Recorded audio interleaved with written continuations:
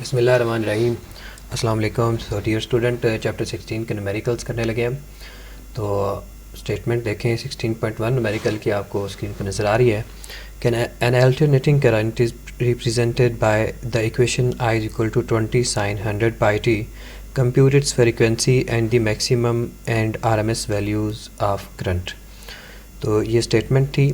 इसमें हम नोट करते हैं कि हमें गिवन में क्या है और हमें फाइंड क्या करना है। देखें स्टेटमेंट में है कि N alternating current is represented by the equation. तो ये हमें एक इक्वेशन दी हुई है, तो मैं उस इक्वेशन को लिख लेता हूँ गिवन के अंदर और फाइंड में उसने बोला है कि फ्रीक्वेंसी निकालें। फ्रीक्वेंसी को फाइंड में रख लेते हैं और मैक्सिमम और RMS वैल्यूज़ जो हैं, तो ये तीन चीज़ें हमें फाइंडिंग में है, मैक्सिमम वैल्यू और RMS वैल्यू। तो देखें सोल्यूशन देखते हैं इसका। हाँ जी, तो देखे हुए थे हमें गिवन में ये इक्वेशन थी, उसने लिखा हुआ है and alternating current is represented by the equation. तो ये इक्वेशन हमें गिवन में है और उसने बोला कि फ़ाइंड करें फ्रीक्वेंसी, उसकी RMS वैल्यू और उसकी पीक वैल्यू। तो मैंने उनके जो सिंबल्स हैं उनके साथ इसको शो कर दिया है, पूरा नाम मैंने उसको नहीं लिखा, तो आप इनके साथ लिख लीजिएगा। इसको पीक वैल्यू बोलते हैं, इसको RMS वैल्यू और इसको फ्रीक्वेंसी बोलते हैं। ऐसे भी लिख लें तो कोई हर्ज वाली बात नहीं है। तो अब हम इसकी कैलकुलेशन देखते हैं। देखिए सोल्यूशन में हम लिख रहे हैं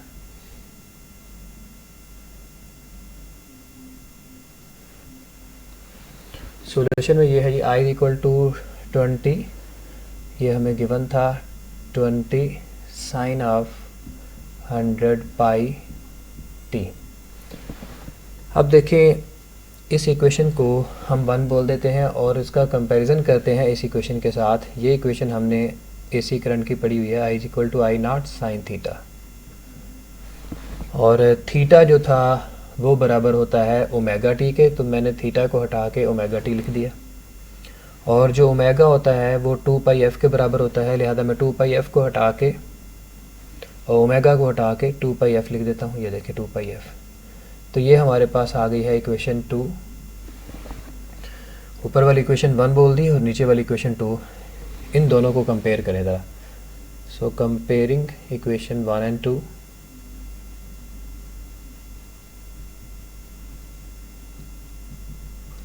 तो दोनों इक्वेशंस को हम कंपेयर करते हैं। तो कंपेयर करने से पता चलेगा कि ये जो पोजीशन है यहाँ पे I नॉट लिखा हुआ है और इसकी पोजीशन पे 20 लिखा हुआ है। इसका मतलब इस पोजीशन पे जो वैल्यू होती है वो I नॉट को रिप्रेजेंट करती है। तो देखिए हमें फर्स्ट जो फाइंड करने को बोला था कि I नॉट जो है वो 20 के बराबर है, तो हम इसको 20 के बराबर लिख देते हैं। इसी तरह से बाकी देखें, इसमें पूरी ये वैल्यू जो है ये यहाँ पे 2 पाई एफ़ के बराबर है, तो इसको भी कंपेयर कर लें। तो सेकंड कंपेयरिंग हमें समझ आ रही है कि 2 पाई एफ़ जो है वो बराबर है किसके, 100 पाई के। तो इसको नोट कर लिया। तो इसमें आप पाई पाई से कैंसिल कर दें, तो जो एफ़ है वो बराबर आ जाएगा 100 डिवाइडेड बाई 2 के। ये कितना निकल आया, 50 हर्ट्ज़। तो फ्रीक्वेंसी भी फाइंड हो गई। अच्छा बेटे, तो ये 50 हर्ट्ज़ आ गया। और इसके बाद जो थर्ड फाइंडिंग थी वो थी RMS की वैल्यू। तो RMS का फार्मूला हमें पता है कि RMS वैल्यू जो होती है वो बराबर होती है I naught over under the root of 2 के बराबर होती है। तो I नॉट हमारे पास मौजूद है वो है 20, तो ये देखें ये आ जाएगी 20 अंडर रूट 2 1.4 के बराबर होता है, 1.41 वगैरह। तो इसको हम इससे डिवाइड करते हैं तो हमारे पास आंसर आ जाएगा 14 एम्पेयर के बराबर। तो ये फर्स्ट न्यूमेरिकल ख़त्म हो गया। अब नेक्स्ट की तरफ मूव करते हैं। 16.2 देखें जी बेटे। तो नेक्स्ट स्टेटमेंट है क्वेश्चन 16.2 की कि a sinusoidal AC has a maximum value of 15 ampere.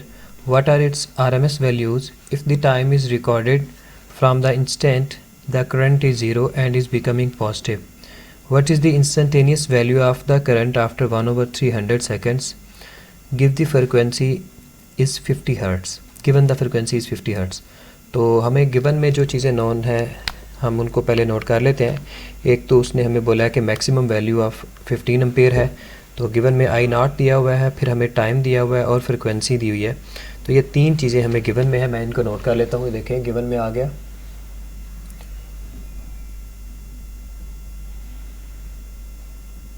First of all उसने बोला है मैक्सिमम वैल्यू है 15 एम्पेयर, तो इसको बेटे हम आई नॉट बोलेंगे ना, क्योंकि ये मैक्सिमम वैल्यू है 15 एम्पेयर। और फिर उसने एंड पे हमें आफ्टर 1/300 सेकंड, इसका मतलब ये टाइम हुआ 1/300 सेकंड, ये हमें टाइम दिया हुआ, और फ्रिक्वेंसी दी हुई एफ 50 हर्ट्ज़, तो ये मैंने 50 हर्ट्ज़ फ्रिक्वेंसी नोट कर ली। अब हमें उसे बोला है फाइंड करने को। फाइंड में हमें उसने बोला है क्या फाइंड करें। नंबर 1 पे उसने बोला RMS value of the current निकालें और instantaneous value of the current निकालें। यानी इंस्टेंटेनियस वैल्यू को खाली आई से लिखा जाता है और आरएमएस वैल्यू के साथ हम आरएमएस भी लगाते हैं। तो ये दो चीज़ें हमें फाइंड करने को बोली गई हैं। ठीक है जी, what is the instantaneous value, ये उसने पूछी है। और उसने बोला है, शुरू में उसने बोला है पहले आरएमएस वैल्यू और बाद में उसने बोला है कि instantaneous value of the current निकालें। तो देखें जी इसका सलूशन। तो सबसे पहले हम आरएमएस वैल्यू निकाल लेते हैं। देखें आरएमएस वैल्यू तो हमारे लिए बड़ी आसान है, क्योंकि हमें पीक वैल्यू गिवन है, तो हमें रिलेशन पता है इसका। पिछले क्वेश्चन के अंदर भी हमने इसको यूज़ किया है कि आरएमएस वैल्यू बराबर होती है आई नॉट ओवर √2। √2 को बाद दफ़ा 7.707 भी बोला जाता है, तो ऐसा भी आप लिख सकते हैं। तो ये आ जाएगी हमारे पास आरएमएस की वैल्यू, आई आरएमएस बराबर आ गए किसके, आई नॉट की वैल्यू लगाएं, वो है 15। ये 15 इंटू 0.707, तो हमारे पास आंसर आ जाएगा 10.6 एम्पेयर। ये जो स्क्रीन पे नज़र आ रहा है आपको, तो ये एक आंसर है 10.6 एम्पेयर। तो ये वैल्यू आ गई हमारे पास। उसके बाद उसने नेक्स्ट बोला है हमें निकालने को, ये आरएमएस वैल्यू आ गई, हमें इंस्टेंटेनियस वैल्यू निकालनी है। तो इंस्टेंटेनियस वैल्यू के लिए यही फार्मूला हमने पढ़ा हुआ है, I equal to I naught sine of theta. Theta की जगह पे मैं ओमेगा टी लगाऊंगा और फिर ओमेगा की जगह पे मैं 2πf लगाऊंगा। वजह क्या है, क्योंकि हमें एफ़ की वैल्यू गिवन है। तो ये आई निकालना है अब हम, ये इंस्टेंटेनियस वैल्यू ऑफ करंट कहलाती है। आई नॉट वैल्यू हमें गिवन है, ये देखिए 15 आ गई, और ये आ जाएगा साइन 2π। एफ़ की वैल्यू हमें 50 दी हुई है, ये मैंने पुटअप कर दी, ये 50 आ गया।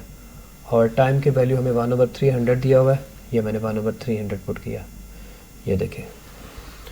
तो आप इसको कैंसिल कर सकते हैं, 0 0 से कैंसिल कर दें, 5 1 द 5, 5 6 द 30, 6 को फर्दर कैंसिल कर दें 2 के साथ, तो ये आ जाएगा 2 1 द 2, 2 3 द 6, तो π/3 बनता है। यानी I is equal to 15 into sine π/3, यहाँ पे 3 बच गया।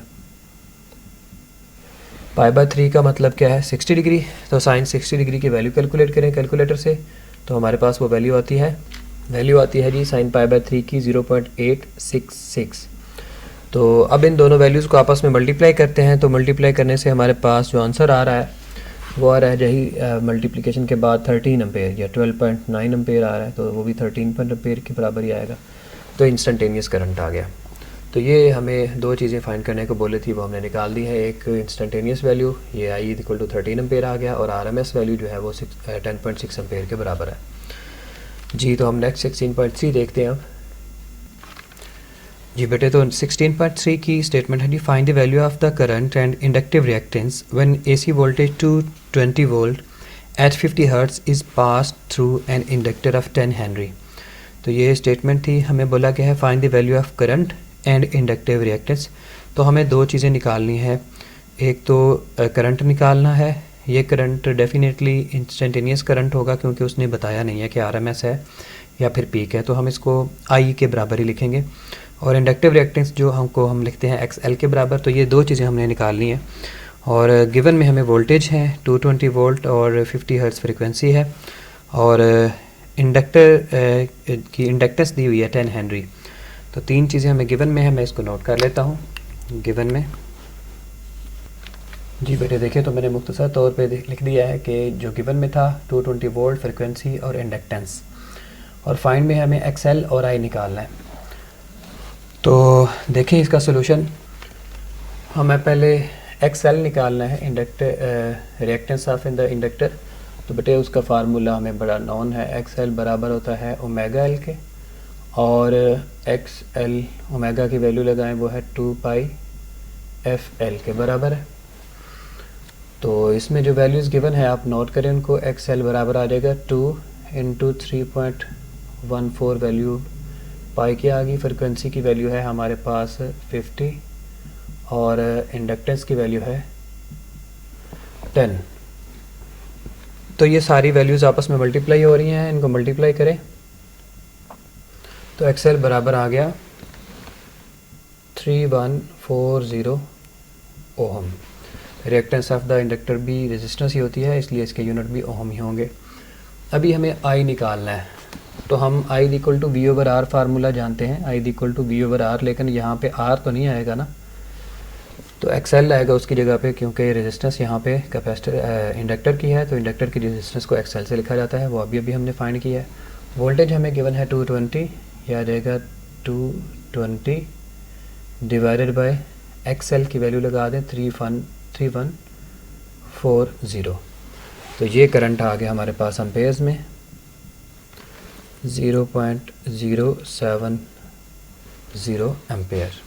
तो अब हम नेक्स्ट देखते हैं जी 16.4।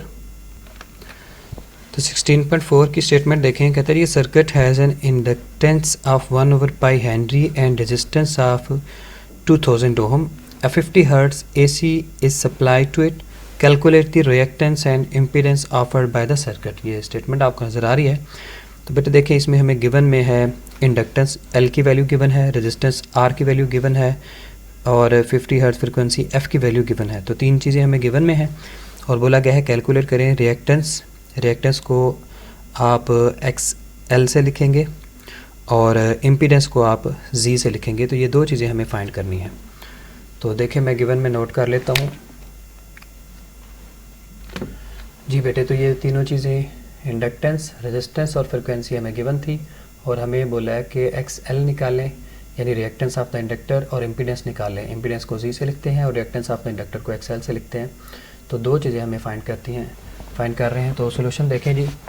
सोल्यूशन में हम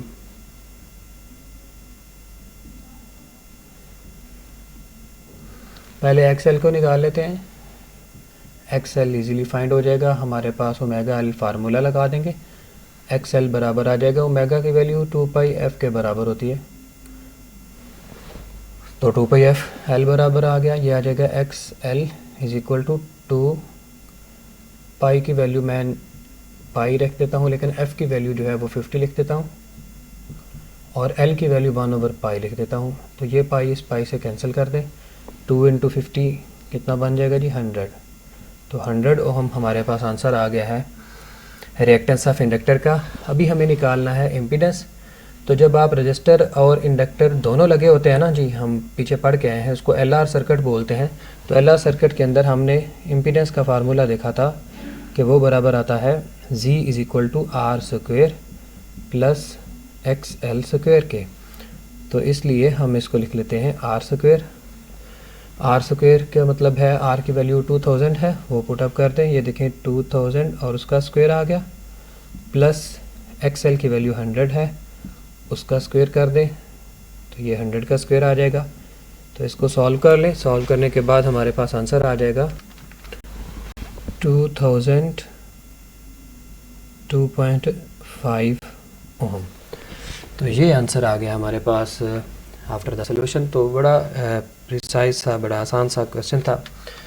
हमें फार्मूलों को देखना है कि अगर हमें फार्मूले आते हैं तो बड़ी आसानी से ये न्यूमेरिकल जो है एक्सरसाइज के चैप्टर 16 के आसान ही है, मुश्किल नहीं है, कैलकुलेशन लेंथ नहीं है। तो नेक्स्ट बेटे देखें 16.5 जी। देखें तो नेक्स्ट क्वेश्चन है 16.5। स्टेटमेंट है जी, आपको नज़र आ रही है स्क्रीन पे। An inductor of pure inductance 3/π henry is connected in series with a resistance of 40 ohm. Find number 1 the peak value of the current, number 2 the RMS value, number 3 the phase difference between the current and the applied voltage। और V की value हमें दी हुई है 350 sin 100πt, वो भी एक equation की form में हमें गिवन है। तो देखें हमें उसने तरतीब के साथ तीन चीज़ें बोली हैं निकालने को, उसको मैं फाइंड में लिख लेता हूँ।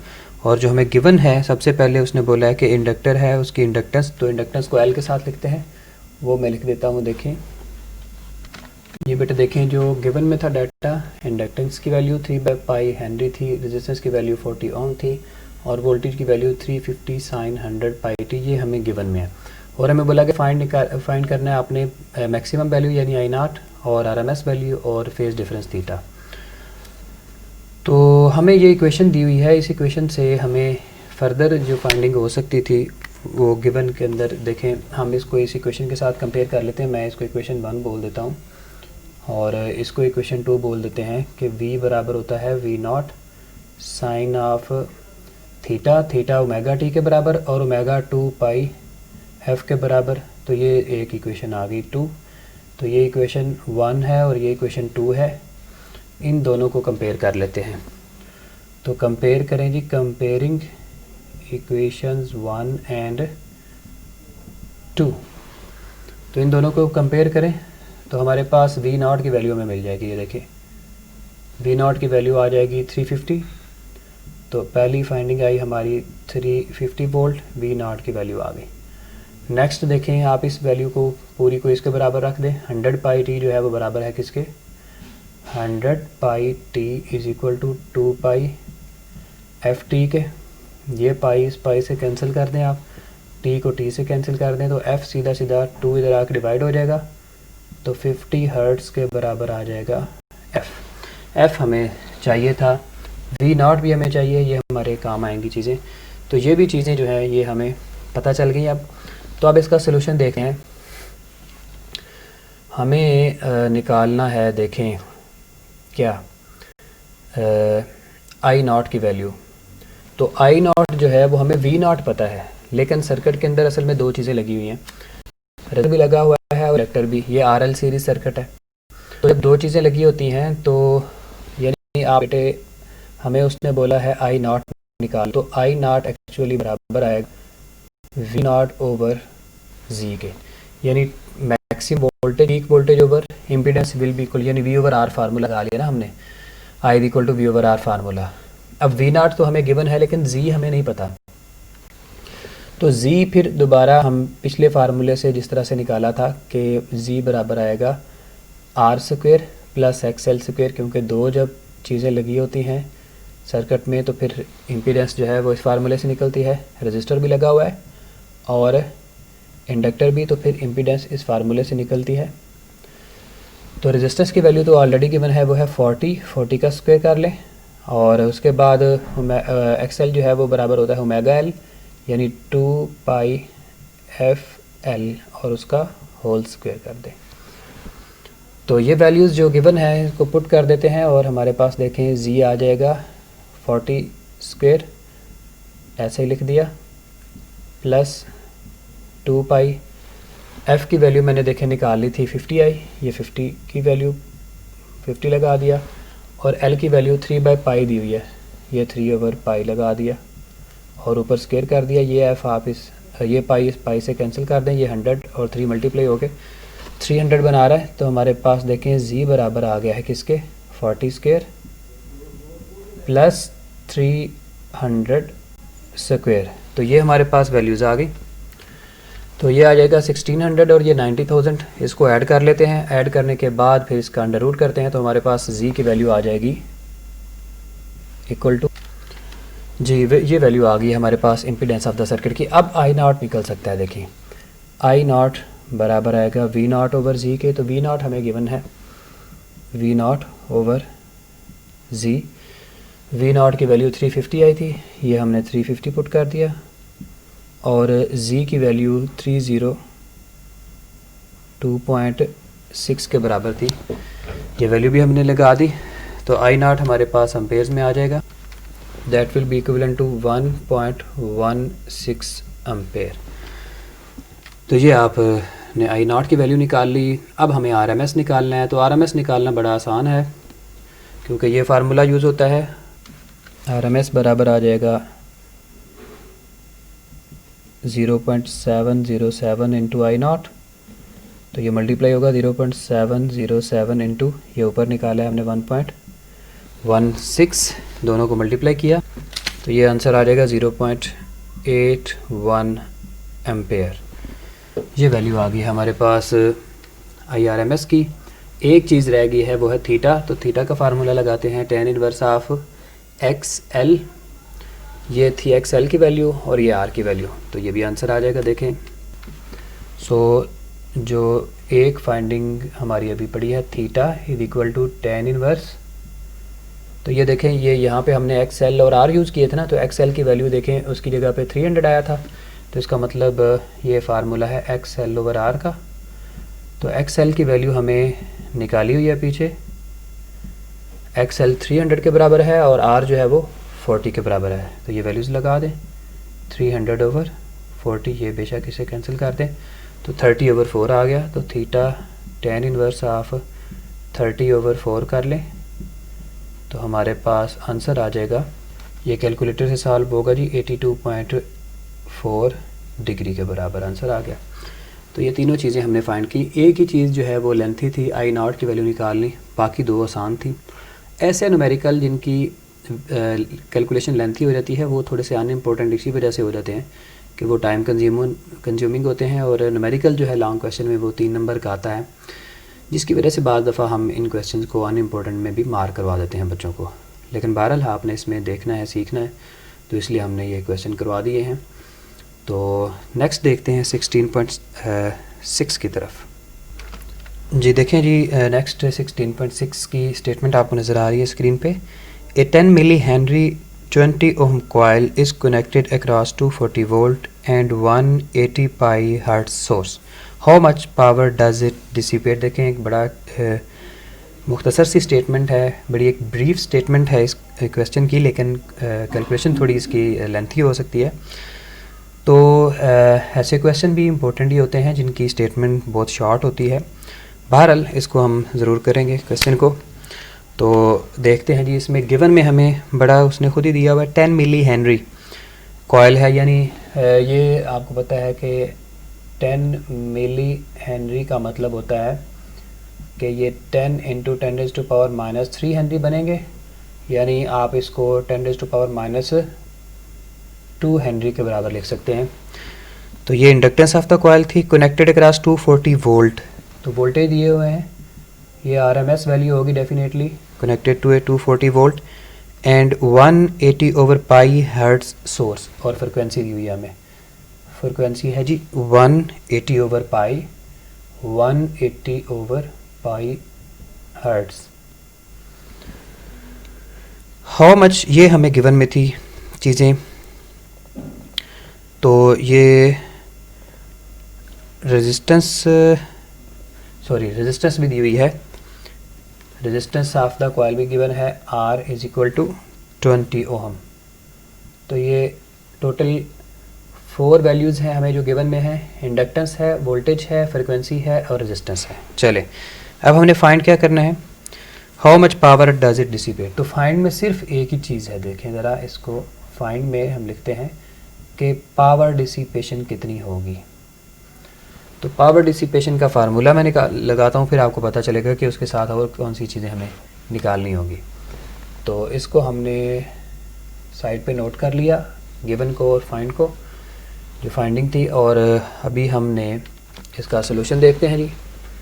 ये देखें, ये आ जाएगा सॉल्यूशन। पावर डिसिपेशन का फार्मूला है P = VI cos of theta. ये V और ये I जो हैं ये RMS वैल्यूज़ कहलाती हैं। तो 240 वोल्ट तो हमें गिवन है, लेकिन I RMS हमें गिवन नहीं है। तो इसको मैं इक्वेशन 1 बोलता हूँ। इसमें हमें सिर्फ V की वैल्यू पता है, ना ही I पता है और ना ही थीटा पता है। तो ये दोनों चीज़ें हमें निकालनी होगी। सर्किट में लगा क्या हुआ है, इंडक्टर और रजिस्टर, दो चीज़ें लगी हुई हैं। इसका मतलब ये RL सीरीज सर्किट होगा। दिमाग को फ़ौरन RL सीरीज सर्किट की तरफ लेके जाएं और फार्मूले याद करें जो हमने वहाँ पे नोट किए थे। तो उसमें एक तो हमें इम्पीडेंस का फार्मूला मिलता है कि D बराबर होता है RX² + XL², और दूसरा अगर आपने I निकालना है वहाँ से तो आपको V पता है, तो जो I है वो बराबर आएगा V ओवर Z के बराबर, total voltage over total impedance is equal to the total current of the circuit. तो हमें ये RMS पता चल जाएगा, ये I की वैल्यू पता चल जाएगी। तो हमें इसलिए I की वैल्यू इस फार्मूले से ढूंढनी है, V पता है लेकिन Z नहीं पता, लिहाजा हम पहले Z फाइंड करते हैं। इसको मैं इक्वेशन 2 बोल देता हूँ। फ़िलहाल हम इसको स्टॉप करते हैं और इसमें से Z फाइंड करते हैं इस फार्मूले से। Z बराबर है √R², पहले कितनी ही बार ये फार्मूला मैं यूज़ कर चुका हूँ, प्लस XL²। तो ये आ जाएगा जी R², XL बराबर होता है ओमेगा L के, और ओमेगा बराबर होता है 2πfL और उसका होल स्क्वायर। तो जो वैल्यूज़ गिवन है उनको पुटअप कर दें। R की वैल्यू हमें गिवन है वो है 20 की वैल्यू लगा दें, 20 और उसका स्क्वायर कर दें, प्लस 2π वैसे ही रहने दें, और फ्रिक्वेंसी की वैल्यू हमें 1/80π की फॉर्म में गिवन है, ये 1/80π लगा दिया f की जगह पे। L की वैल्यू हमें 10⁻⁻² गिवन है, इसको लिख दे 10⁻² और उसका होल स्क्वायर कर दे। तो ये वैल्यू मैंने 2πfL की जो है वो फाइंड की। ये पाई इस पाई से कैंसिल कर दें, 180 को 2 से मल्टीप्लाई कर दें, ये हमने फिर से 20 को उसी तरह से लिख दिया, प्लस 180 और ये 2 मल्टीप्लाई होंगे, तो ये हमारे पास आंसर आ जाएगा, टोटल आंसर आ जाएगा 2 और 180 मल्टीप्लाई होंगे तो 360 आएगा, 360 को 10⁻² से मल्टीप्लाई कर दे तो 3.6 आंसर आ जाएगा, और उसका होल स्क्वायर कर दिया। चले, ये हमारे पास वैल्यू आ गई है XL की और ये R की। अच्छा, अब देखें हमारे पास जो इम्पीडेंस आ गई है वो बराबर आ जाएगी 20.32 ओहम के बराबर। तो देखें अब हम इक्वेशन 2 में वापस जाते हैं और I की वैल्यू ढूंढते हैं। So equation 2 become V over I। V की वैल्यू हमें गिवन थी 240, ये देखें ये आ जाएगा 240, और I की वैल्यू हमने जो निकाली I equal to V over Z formula लगाएंगे, ठीक है, और Z की वैल्यू जो निकाली है वो है 20.32, ये आप पुटअप कर दें 20.32, तो हमारे पास करंट आ जाएगा एम्पेयर्स में, वो आ जाएगा जी 11.81 एम्पेयर। तो ये वैल्यू हमने ढूंढी है करंट की। अब देखें हमें करंट मिल चुका है, वोल्टेज पहले ही पता थे 240 हैं, करंट की वैल्यू 11.81 आ गई है, लेकिन अभी भी पीछे हमारे पास एक वैल्यू रहती है जो कि किसके बराबर है, थीटा की वैल्यू चाहिए। तो थीटा जो है वो हमने पहले भी निकाला है, वो बराबर है क्या tan इनवर्स ऑफ, क्योंकि RL सर्किट है, RL सर्किट में थीटा का फार्मूला याद करें, वो था XL ओवर R के बराबर। तो ये बराबर आ जाएगा टेंजेंट इनवर्स XL बराबर था ओमेगा L और ओमेगा बराबर था 2πfL के। बहरहाल XL की टोटल वैल्यू आपको अभी मैंने निकाल के दी है, ये 3.6 के बराबर आई थी। ये XL की वैल्यू हम कैलकुलेट करके आए हैं ना ऊपर से, ये सारी वैल्यूज़ पुट अप की, XL को ओमेगा के बराबर रखा, ओमेगा को 2πf के बराबर रखा, सारी वैल्यूज़ लगाई, वैल्यूज सॉल्व की तो 3.6 के बराबर आंसर आया। तो ये 3.6 के बराबर है और 20 के बराबर है, तो ये वैल्यूज़ हमें नॉन है, यह आ जाएगा 3.6 ओवर 20। तो ये देखें ये बराबर आ जाएगा theta equal to tan inverse of 3.6 over 20 करें, कैलकुलेटर से इसको सॉल्व करें तो हमारे पास आंसर आ जाएगा 10.2 डिग्री। लें जी, तो अब हम इक्वेशन 1 में वापस जाते हैं। सो इक्वेशन 1 बिकम्स, इक्वेशन 1 में वापस लौटें। पावर डिसिपेशन में हमें तीनों चीज़ें नॉन है, वोल्टेज की वैल्यू पता चल चुकी है, वो पहले गिवन थी 240 आ गई, I की वैल्यू हमने निकाली थी 11.81, उसको नोट किया, और कॉस ऑफ थीटा की वैल्यू है हमारे पास 10.2 डिग्री। तो ये वैल्यूज़ इनको सॉल्व कर ले तो पावर डिसिपेशन हमारे पास आ जाएगी 2778 वाट के बराबर। ये इसका आंसर था। तो क्वेश्चन की स्टेटमेंट तो मुख्तसर थी, लेकिन सलूशन इतना मुख्तसर नहीं है। तो बहरहाल ये क्वेश्चन भी पास पेपर में आया हुआ है, तो इसको भी आप याद रखें। जी बेटे, तो 16.7 क्वेश्चन की स्टेटमेंट आपके सामने है। Find the value of the current flowing through a capacitor of capacitance 0.5 microfarad when connected to a source of 150 volt at 50 hertz. तो देखें हमें उसने फाइंड में बोला है कि करंट निकालें। फाइंड में सिर्फ एक ही चीज़ है जो हमने निकालनी है, और कैपेसिटेंस दी हुई है गिवन में। मैं जो चीज़ें गिवन हैं वो है कैपेसिटेंस और वोल्टेज हैं और फ्रिक्वेंसी है, तो 3 चीज़ें गिवन हैं।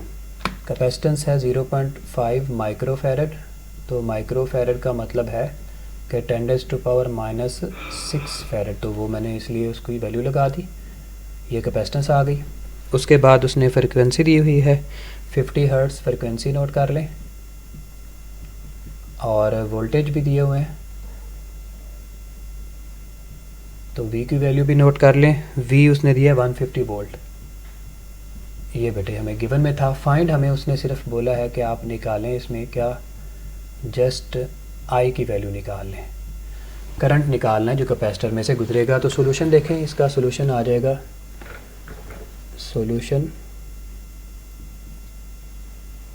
I is equal to V/R formula होता है, लेकिन यहाँ पे डेफिनेटली हम XC यूज़ करेंगे। Resistance of the capacitor XC से लिखी जाती है।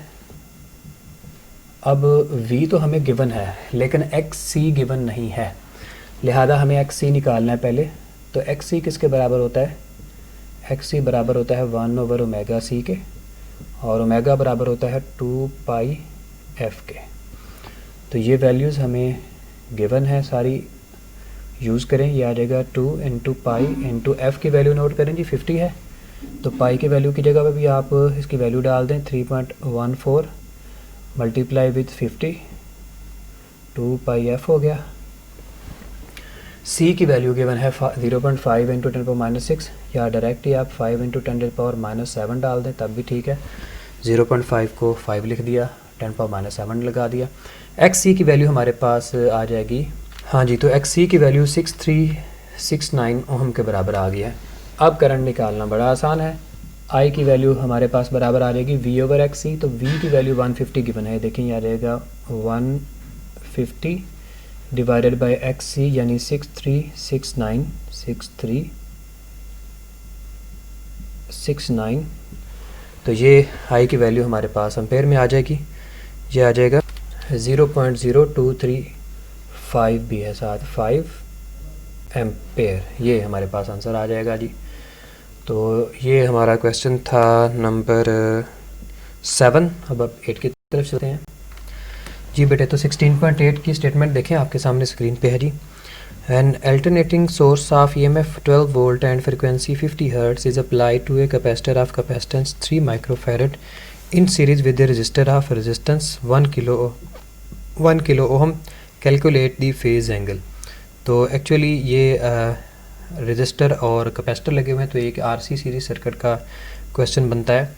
तो हमें गिवन में देखें EMF है 12 वोल्ट। EMF को मैंने V से ही लिखा है क्योंकि वोल्टेज है ये 12 वोल्ट, और उसके बाद हमें है जी फ्रिक्वेंसी 50 हर्ट्ज़, तो F आ गया 50 हर्ट्ज़। उसके बाद देखें कैपेसिटर ऑफ कैपेसिटेंस 3 माइक्रोफैरड, ये 3 × 10⁻⁻6 फैरड कैपेसिटेंस आ गई। रजिस्टर है जी, रजिस्टर भी लिया हुआ है, रजिस्टेंस उसकी है 1 किलो ओम, यानी 10⁻³ ओम प्लस 3 ओम। हमें एक ही चीज़ सिर्फ फाइंड करनी है इसमें भी, और वो है फेज़ एंगल।